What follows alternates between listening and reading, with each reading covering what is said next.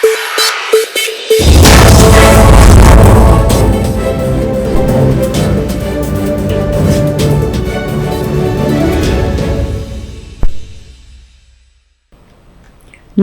Welcome to Swatantra to the point with Ramesh Kandula. భారత సంతతికి చెందిన సుచిర్ బాలాజీ గతేడాది నవంబర్ 26న శాన్ ఫ్రాన్సిస్కోలో తన అపార్ట్మెంట్ లో అనుమానాస్పద స్థితిలో మృతి చెందాడు. పోలీసులు సుచిర్ది ఆత్మహత్యగా నిర్ధారించారు. కాగా సుచిర్ మృతిపై అతడి తల్లి పూర్ణిమారావు న్యాయ పోరాటానికి దిగారు. దీంతో రెండోసారి నిర్వహించిన పోస్ట్ మార్టంలో పోలీసులు మొదట చెప్పిన దానికి భిన్నంగా ఫలితాలు వచ్చాయి. ఈ అనుమానాస్పద మృతిపై స్పందించిన ఎలన్ మస్క్ కూడా అది ఆత్మహత్యలా కనిపించటం లేదని అనుమానం వ్యక్తం చేశారు. ఓపెన్ ఏఐకి వ్యతిరేకంగా ఆధారాలు ఉండబట్టే తన కొడుకుపై దాడి చేసి చంపారని సుచిర్ తల్లి తాజాగా ఆరోపించారు. బాలాజీ చనిపోయాక కొన్ని పత్రాలు కనిపించటం లేదని పేర్కొన్నారు. నిజం చెప్పటానికి ఎవరూ ముందుకు రావటం లేదని ఆవేదన వ్యక్తం చేశారు. తన కుమారుడిది హత్యేనని చాట్ జీపీటీ మాతృ సంస్థ ఓపెన్ ఏఐ ఈ ఘాతకానికి ఒడిగట్టిందని పూర్ణిమారావు సంచలన ఆరోపణలు చేశారు. ఇదే అంశానికి సంబంధించిన విశ్లేషణ మా చీఫ్ ఎడిటర్ రమేష్ కందుల్ గారు అందిస్తారు. సార్ నమస్తే. నమస్తే. అసలు ఓపెన్ ఏఐకి బాలాజీకి సంబంధం ఏంటి సార్? సుచిర్ బాలాజీ ఓపెన్ ఏఐలో పనిచేశాడు. 4 సంవత్సరాల పాటు పనిచేశాడు. చాలా చిన్న వయసు, 26 సంవత్సరాలు చనిపోయినప్పుడే, అంటే 22 ఏళ్ల వయసులో జాయిన్ అయ్యాడు అక్కడ. ఈ కేసు ఇంత పెద్ద కాంట్రావర్షియల్ ఇష్యూగా అవడానికి అమెరికాలో మెయిన్ స్ట్రీమ్ మీడియా అటెన్షన్ కూడా దక్కించుకోవడానికి ప్రధాన కారణం ఏంటంటే, ఒకటి ఓపెన్ ఏఐకి సంబంధించి ఆర్టిఫిషియల్ ఇంటెలిజెన్స్కి సంబంధించి కొన్ని కన్సర్న్స్ని వ్యక్తం చేశాడు అతను బయటకు వచ్చి. దానివల్ల ఫస్ట్ ఆఫ్ ఆల్ అతని మాటలకి కొంత మీడియాలో కవరేజ్ వచ్చింది. తర్వాత అతను చనిపోయిన తర్వాత ఇలాన్ మస్క్ అతని గురించి ఒక ట్వీట్ చేశాడు. మస్క్ ట్వీట్ చేస్తే జనరల్గా అమెరికన్ మెయిన్ స్ట్రీమ్ మీడియాలో కానీ లేకపోతే పబ్లిక్లో కానీ ఆ విషయం వెళ్తుంది వెంటనే. ఏమని ట్వీట్ చేశాడంటే, ఇదేదో అనుమానాస్పదంగా ఉంది ఇతను చావు అని. ఎందుకు ఇలాన్ మస్క్ చేశాడు ఆ ట్వీట్ అంటే, ఇలాన్ మస్క్ గత కొంతకాలంగా ఆర్టిఫిషియల్ ఇంటెలిజెన్స్కి సంబంధించి కొన్ని మాటలు మాట్లాడుతున్నాడు. ఏమనంటే, దీనివల్ల పొటెన్షియల్ హార్మ్ చాలా ఉంది, చాలా ప్రమాదకరమైన విషయం ఇది, కాబట్టి దీన్ని లోతుగా ఆలోచించకుండా ముందుకెళ్ళడం మంచిది కాదు, దీనికి రెగ్యులేషన్స్ ఉండాలి, ఇట్లాంటివి మాట్లాడుతున్నాడు. సో మొట్టమొదటిగా మనకి ఆర్టిఫిషియల్ ఇంటెలిజెన్స్ తోటి ఒక చాట్ బాట్ని తయారు చేసింది ఓపెన్ ఏఐ అనే కంపెనీ. ఆ కంపెనీ పేరు open AI, open artificial intelligence. అది 24 సంవత్సరాల్లో విప్లవాత్మకరమైన మార్పు టెక్నాలజీలో అది వచ్చిన తర్వాత. అయితే దానివల్ల మంచి ఉన్నదని చెడు ఉన్నదని చాలా వాదనలు జరుగుతున్నాయి ఎప్పటి నుంచో. అది మొదటిసారిగా జరిగినప్పుడు ఇప్పుడు చాలా మంది యూజ్ చేస్తూ ఉంటారు ఓపెన్ ఏఐ. దాని పేరు చాట్ జీపీటీ, దాని అప్లికేషన్ పేరు చాట్ జీపీటీ. అంటే చాటింగ్ ద్వారా మీరు ఏ సమాచారాన్నైనా రాబట్టుకోవచ్చు. జీపీటీ అంటే జనరేటివ్ ప్రీ ట్రైన్డ్ ట్రాన్స్ఫార్మర్స్ దాని పేరు. బేసికల్లీ దీన్ని వాళ్ళు ఎట్లా అంటారంటే లార్జ్ లాంగ్వేజ్ మోడల్స్ అంటారు, ఎల్ఎల్ఎంస్ అంటారు వీటిని. అంటే అవైలబుల్ సమాచారాన్ని అంతా ఇంటర్నెట్లో దానంతా తీసుకొచ్చి దానికి ఫీడ్ చేసి దాన్ని అర్థం చేసుకొని విశ్లేషించగల సామర్థ్యాన్ని దానికి నేర్పించారు. దాన్ని మిషన్ లెర్నింగ్ అన్నారు.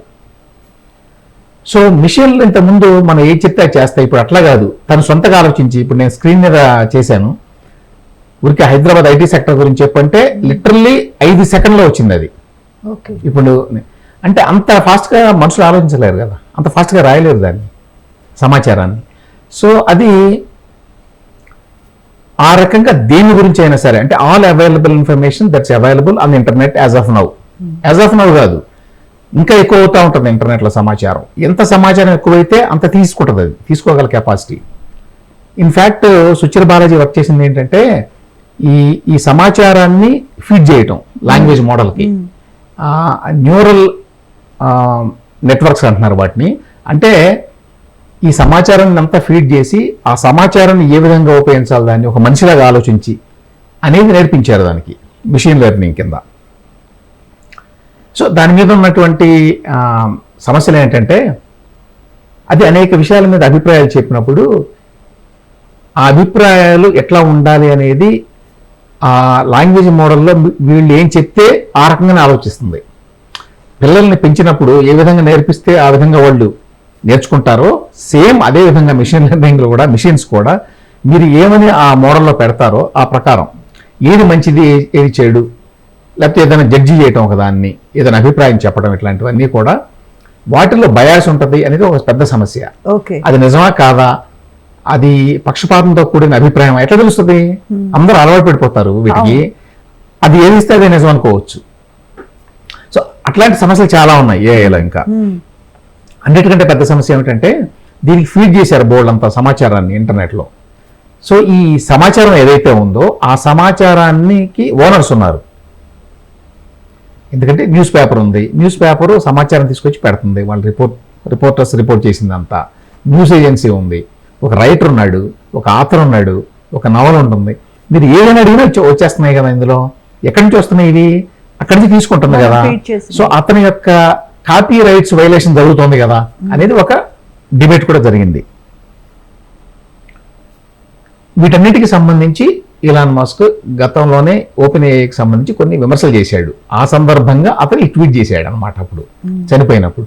దాంతో ఈ కేసు కొంచెం అందరి దృష్టికి వెళ్ళింది. తాజాగా నిన్ననే టక్కర్ కార్ల్సన్ అని చెప్పి చాలా పెద్ద జర్నలిస్ట్ అమెరికాలో, అతను గతంలో చాలా MSNBCలో కూడా పనిచేసాడేమో, లాస్ట్ అయితే చాలా కాలంగా ఫాక్స్ న్యూస్ హోస్ట్ కింద చాలా ప్రముఖుడు అతను సుచీర్ బాలాజీ వాళ్ళ అమ్మ పూర్ణిమారావు, స్క్రీన్గా చూడవచ్చు. టక్కర్ కార్ల్సన్ టక్కర్ కార్ల్సన్ ఇంటర్వ్యూ చేశాడు. టక్కర్ కార్ల్సన్ ఇంటర్వ్యూ చేయడం సామాన్యమైన విషయం కాదు. అంటే టక్కర్ కార్ల్సన్ అంటే ట్రంప్ని అట్లాంటి వాళ్ళని ఇంటర్వ్యూ చేస్తాడు. ఆ సుచీర్ బాలాజీ వాళ్ళ అమ్మని చేశాడు నిన్నే. దానివల్ల కూడా ఇప్పుడు న్యాచురల్లీ ఇది అందరి దృష్టిని ఆకర్షించింది. ఏంటి ఇక్కడ ఇష్యూ ఏంటంటే, సుచీర్ బాలాజీ చిన్నతనం నుంచి కంప్యూటర్ సైన్స్ మీద చాలా ఇంట్రెస్ట్ ఉంది అతనికి.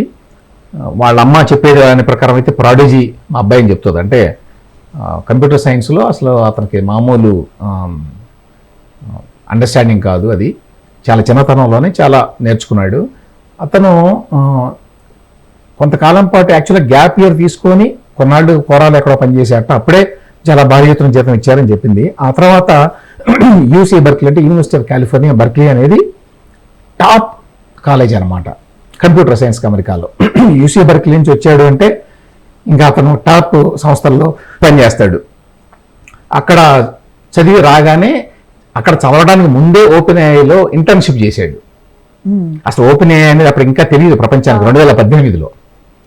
సో 2020లో యూసీ బర్క్లీలో అండర్ గ్రాడ్యుయేషన్ BA అయిపోగానే ఇందులో కంప్యూటర్ సైన్సెస్లో అతను అతని సబ్జెక్టే అది మిషన్ లెర్నింగ్, ఆర్టిఫిషియల్ ఇంటెలిజెన్స్ అతను తీసుకున్నారు.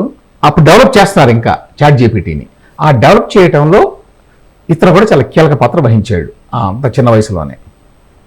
అంటే ఇతని మెయిన్ పని ఏంటంటే ఈ లార్జ్ లాంగ్వేజ్ మోడల్స్ ఏవైతే ఉన్నాయో వాటన్నిటిని ఫీడ్ చేయటం దానికి, ఆ మెషిన్కి, దాన్ని నేర్పించటం, ఎట్లా అర్థం చేసుకోవాలి, ఎట్లా ప్రయోజనం చేయాలి దాన్ని, ఇవన్నీ చేస్తూ వచ్చాడు 4 years. అయితే 4 years తర్వాత 2024 ఆగస్ట్ అంటే ఈ మధ్యనే మొన్నే రిజైన్ చేశాడు ఓపెన్ ఏఐలో. రిజైన్ చేసి బయటకు వచ్చాడు. అంతకుముందు ఏమైందంటే ఆ కంపెనీకి శామ్ ఆల్ట్మెన్ అనే అతను సీఈఓగా ఉండేవాడు. శామ్ ఆల్ట్మెన్ మీద ఇలాన్ మస్క్ చాలాసార్లు ట్వీట్ చేశాడు. ఏమైందంటే OpenAI ChatGPT first OpenAI అనేది నాన్ ప్రాఫిట్ కింద స్టార్ట్ అయింది. ఆ తర్వాత దాన్ని ఫర్ ప్రాఫిట్ అంటారు అమెరికాలో. అంటే మామూలు కమర్షియల్ ఆర్గనైజేషన్ కింద మార్చాలని చెప్పి వాళ్ళు అనుకున్నప్పుడు ఆ బోర్డులో చాలా మంది వ్యతిరేకించారు. ఎందుకంటే ఏఐ అనేది చాలా ప్రాబ్లమాటిక్ ఏరియా, ఇంకా అది క్లారిటీ లేదు దాని మీద. దాన్ని కమర్షియల్గా చేస్తే ఏ ప్రమాదం వస్తుందో అనేది ఒక భయం ఉంది. సో బోర్డులో చాలా మంది వ్యతిరేకించడంతో అతను తీసేశారు యాక్చువల్గా శామ్ ఆల్ట్మన్ని. అయితే తర్వాత ఈ మధ్య మళ్ళీ తీసుకున్నారు. ఇప్పుడు దాన్ని ఫర్ ప్రాఫిట్ కింద మార్చారు ఓపెన్ ఏఐని. ఈ పరిణామాల మీద ఇలాన్ మస్క్ ట్వీట్లు చేస్తున్నాడు. ఇట్లా ఫర్ ప్రాఫిట్ అనేది చేస్తారో నాకు తెలుసు, దీంట్లో ప్రమాదాలు ఉన్నాయని చెప్తున్నా కూడా వెళ్ళిపోతున్నారు ఆ బిజినెస్లోకి అని. అయితే సుచీర్ బాలాజీ పాత్ర ఏమిటి ఇందులో అంటే ఆగస్టు 2024లో బయటకు వచ్చిన తర్వాత అతను దీని గురించి మాట్లాడడం మొదలుపెట్టాడు. ఏమనంటే ఫస్ట్ పాయింట్, ఇందులో చాలా ఎథికల్ క్వశ్చన్స్ ఉన్నాయి ఏఐలో. ఇప్పుడు మేము చేస్తున్నటువంటి చాట్ జీపీటీ లాంటివి ఏవైనా సరే. ఎందుకంటే ఫస్ట్ పాయింట్ ఏంటంటే కాపీరైట్ వైలేషన్. ప్రపంచంలో ఉన్న అన్ని సమాచారాన్ని తీసేసుకుంటాం మేము. వాడి అప్రూవల్ లేదు దానికి. ఎవరు ఎక్కడ ఏది రాసినా సరే దాన్ని తీసుకుంటుంది. మీరు ఫలానా న్యూయార్క్ టైమ్స్లో వచ్చిన ఆర్టికల్లో ఏమనుంది అని అడిగితే అది వస్తుంది. కాబట్టి న్యూయార్క్ టైమ్స్తో మీకు పని లేదు ఇక. సో అది ప్రమాదం అని చెప్పాడు. దానికి తగ్గట్టుగానే కోరా లాంటివన్నీ కూడా వాడికి ట్రాఫిక్ తగ్గిపోయింది దీని కారణంగా. సో దీనివల్ల ఒకటి ముందు చాలా నష్టాలు ఉన్నాయి. యాజ్ ఆఫ్ నౌ ఇమ్మీడియట్గా ఏంటంటే అసలు కాపీరైట్ వైలేషన్స్ అనే ఇష్యూ చాలా పెద్దది. అంటే అది ఒకళ్ళు ఇద్దరు కాదు కదా, ప్రపంచంలో ఇప్పుడు దాకా ఉన్న అవైలబుల్ నాలెడ్జ్ అంతా కాపీ చేస్తుంది అది. కాబట్టి ఇది ఒకళ్ళో ఇద్దరికి సంబంధించిన కాపీ రైట్ వైలేషన్ కాదు. సో యుఎస్ కాపీరైట్ వైలేషన్స్కి సంబంధించి ఒక చట్టం ఉందట. ఆ చట్టంలో ఏవైతే ఉన్నాయో వాటన్నిటిని వైలేట్ చేస్తుంది ఇది అని చెప్పి అతను suchir.net అనే దానిలో ఒక ఆర్టికల్ కూడా రాశాడు. అందులో ఆ కాపీరైట్ వైలేషన్కి సంబంధించి ఏమేమి ఉన్నాయి పాయింట్స్ అని చెప్పి రాసి వాటిని వివరించి ఏమన్నాడంటే చివరికి దీని ప్రకారం చూస్తే ఫెయిర్ యూజ్ అంటారు ఈ కాపీరైట్కి సంబంధించి. ఏదైనా కూడా మనం ఫెయిర్ యూజ్ అంటే ఒక సినిమా గురించి మనం మాట్లాడినప్పుడు ఆ కథ చెప్పేసాము అనుకోండి, చెప్తే ఆ సినిమా చూడరేమో అనేటువంటి అనుమానం ఉంటుంది వాళ్ళకి. కానీ ఫెయిర్ యూజ్ అంటే ఆ సినిమా మంచి చెడుల గురించి మాట్లాడేటప్పుడు కొన్ని విషయాలు చెప్పొచ్చు మనం, అది ఫెయిర్ యూజ్ అంటారు. అందులో తప్పులేదు. ఓ పుస్తకం గురించి మాట్లాడేటప్పుడు ఆ పుస్తకంలో ఉన్న కొన్ని విషయాలు చెప్తాం, కానీ ఆ పుస్తకం బాగుందా బాగాలేదని మన అభిప్రాయాలు వ్యక్తం చేసే ప్రాసెస్లో ప్రక్రియలో అది కూడా ఒక భాగం కింద చూస్తారు. దాన్ని ఫెయిర్ యూజ్ అంటాం. అలా కాకుండా యాసిడ్గా మొత్తం తీసేసుకుంటే అది కాపీ. సో ఫెయిర్ యూజ్ కిందకు వస్తుందా లేదా, when does generative AI qualify for fair use అని ఒక ఆర్టికల్ రాశాడు ఇతను. ఎప్పుడు ఇది అక్టోబర్లో, మొన్న అక్టోబర్ 23వ తేదీని రాశాడు ఇది అని చాలా డీటెయిల్గా మ్యాథమెటికల్ ఎక్స్ప్లెనేషన్స్ అన్ని ఇచ్చి, సో ఏది ఫెయిర్ యూజ్ ఏది కాదు, ఏది కాపీరైట్ ఏది కాదు అని చెప్పి అన్నీ చెప్పి చివరికి అతని కంక్లూజన్ ఏంటంటే ఈ పైన చెప్పిన వాటి అన్నిటిని బట్టి none of the 4 factors seem to weigh in favour of ChatGPT being a fair use of its training data. దాన్ని ట్రైనింగ్ డేటా అంటారు దీన్ని అంతటిని. ఈ ట్రైనింగ్ డేటా ఏదైతే యూజ్ చేస్తున్నారో అదంతా ఫెయిర్ యూజ్ కాదు అని ఈ అభిప్రాయాలతో అతను ఈ ఆర్టికల్ రాయటము మాట్లాడటము చేశాడు. దాంతోపాటు న్యూయార్క్ టైమ్స్ అని అది చాలా పెద్ద పత్రిక, ప్రెస్టీజియస్ అమెరికాలో, దానికి ఒక ఇంటర్వ్యూ కూడా ఇచ్చాడు. ఇందులో వస్తున్న ఫోటోల్లో ఒకటి యాక్చువల్గా న్యూయార్క్ టైమ్స్ ఫోటో. అది వాళ్ళు ఆర్టికల్ రాసినప్పుడు ఇది కూడా న్యూయార్క్ టైమ్స్ స్టోరీయే. అతని స్టోరీ హెడ్లైన్ అది యాక్చువల్గా. Former OpenAI researcher says that the company broke copyright law. ఇది న్యూయార్క్ టైమ్స్లో వచ్చిందంటే మామూలు విషయం కాదు. సో న్యాచురల్గా ఓపెన్ ఏఐ కానీ ఓపెన్ ఏఐ లాంటి కంపెనీస్ కానీ ఇప్పుడు చాలా కంపెనీస్ వచ్చేసినాయి ఏఐలోకి. వాళ్ళందరికీ ఇది న్యాచురల్లీ ప్రమాదం. ఒకవేళ ఇది కనుక అందరూ సీరియస్గా తీసుకుంటే ఈ వ్యాపారం ఈ మోడల్ ముందుకెళ్ళదు, ఇది కాపీరైట్ అని నిర్ణయిస్తే. ఇవన్నీ కూడా జరిగింది ఎప్పుడు అక్టోబర్ నవంబర్ ప్రాంతంలో. ఆగస్టులో రిజైన్ చేశాడు. అక్టోబర్ నవంబర్ ప్రాంతంలో ఇంటర్వ్యూస్ ఇవ్వడము, ఈ ఆర్టికల్స్ రాయటము ఇట్లాంటివి చేశాడు. డిసెంబర్ 21వ తేదీన అతను డిసెంబర్ 15-16 ఉద్యోగం మానేశాడు. కాబట్టి ఫ్రెండ్స్తో కలిసి వీళ్ళు ఉండేది శాన్ ఫ్రాన్సిస్కో, కాలిఫోర్నియాలో ఉంటారు ఐటీ వాళ్ళంతా. సో శాన్ ఫ్రాన్సిస్కోలో ఉంటాడు. అక్కడి నుంచి లాస్ ఏంజలీస్ వెళ్ళి అక్కడ ఏదో ఒక దీవి ఉంటుంది, కెటలోనియానో ఏదో, ఆ దీవిలో స్కూల్ ఫ్రెండ్స్ తోటి కాలేజ్ ఫ్రెండ్స్ తోటి వెళ్ళాడు. వెళ్ళి 5-6 డేస్ తర్వాత వచ్చాడు. 21st అనుకుంటాను, 22nd చనిపోయాడు. అది జరిగింది. వాళ్ళ పేరెంట్స్ కూడా ఉంటారు అక్కడే, బట్ పేరెంట్స్ వీళ్ళు ఒక చోట ఉంటారు కదా. 26th అతని బాడీని కనుగొన్నారు. కానీ యాక్చువల్గా చనిపోయింది 21st. 22nd. అయితే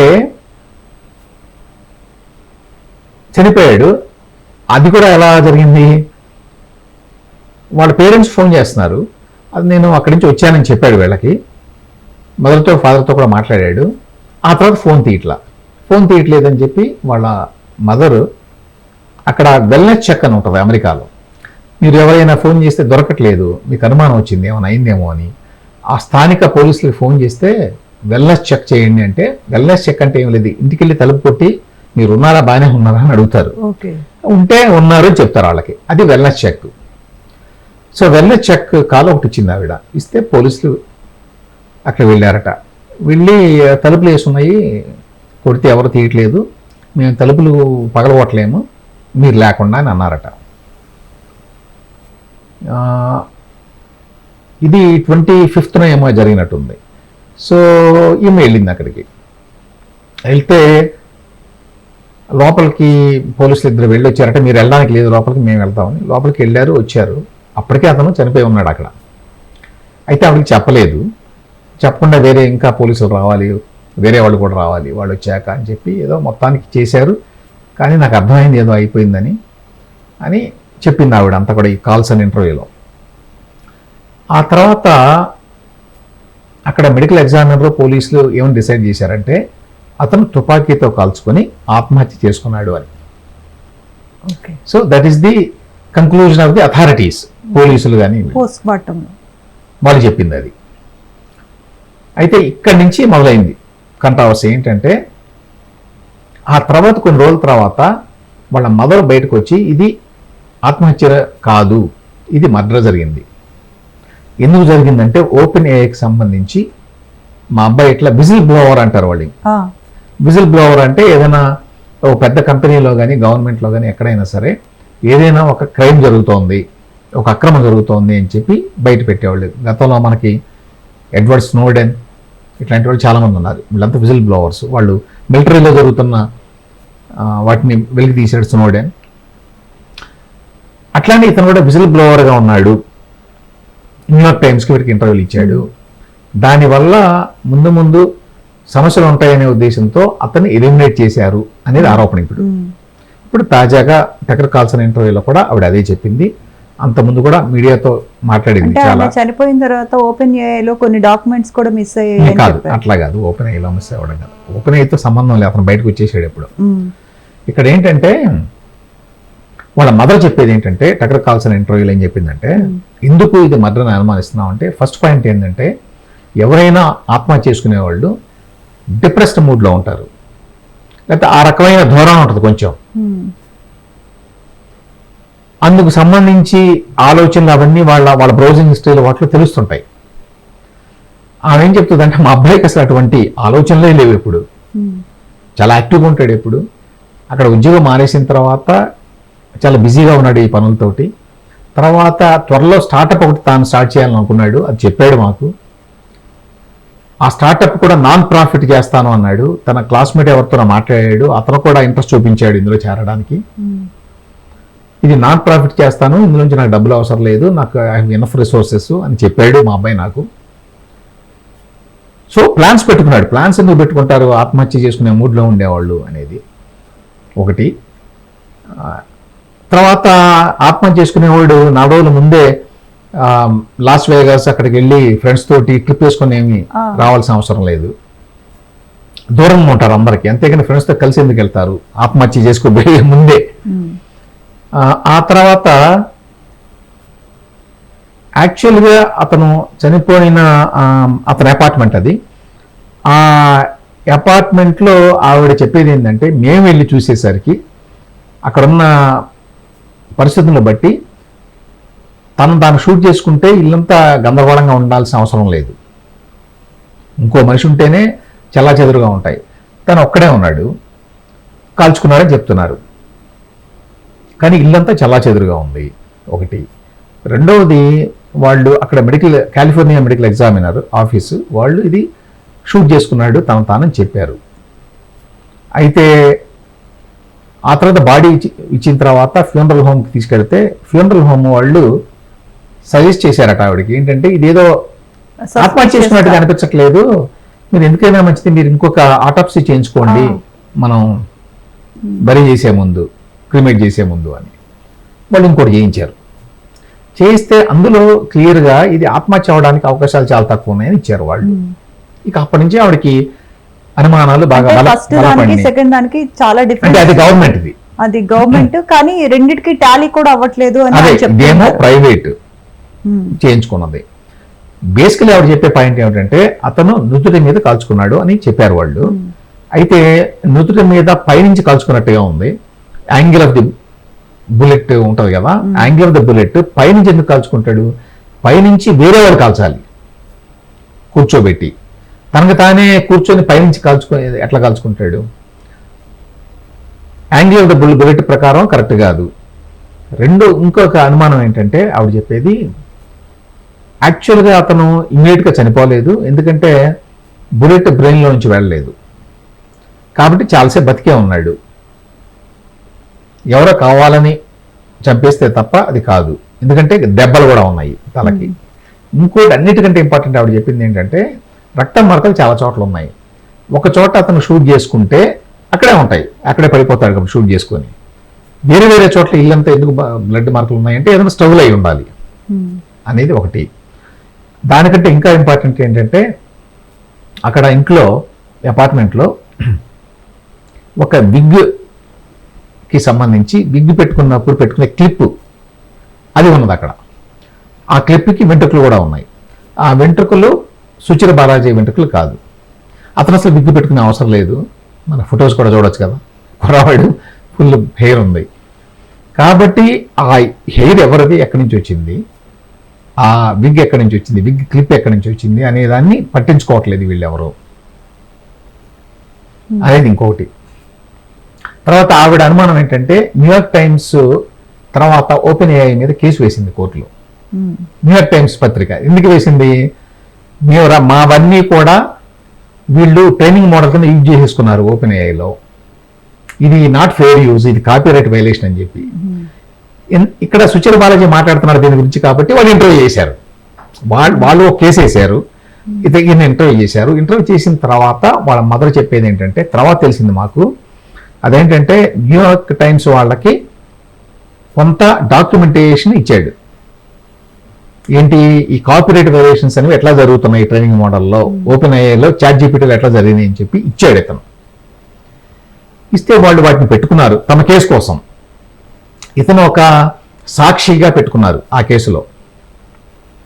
మామూలు సాక్షి కాదు, కస్టోడియల్ విట్నెస్ కింద పెట్టుకున్నారు అని చెప్పి వాళ్ళు మనం చెప్తోంది. అంటే మామూలు సాధారణ సాక్షి కంటే ఓ ప్రత్యేకమైన ఇది. ఆ వార్త ఇతను చనిపోవడానికి వారం ముందే వచ్చింది. ఇతను కస్టోడియన్ విట్నెస్ అనేది అన్నారు దానికి పేరు. బేసికల్లీ ఏమిటంటే ఇతను ఊరికే వచ్చి సాక్ష్యం చెప్పడం కాదు, అతని దగ్గర డాక్యుమెంటేషన్ కూడా ఉంది దీనికి సంబంధించి, ఎందుకంటే అతనే పనిచేశాడు కాబట్టి దాంట్లో. సో న్యూయార్క్ టైమ్స్ వాళ్ళ కేసులో కూడా ఇతను ఉన్నాడు.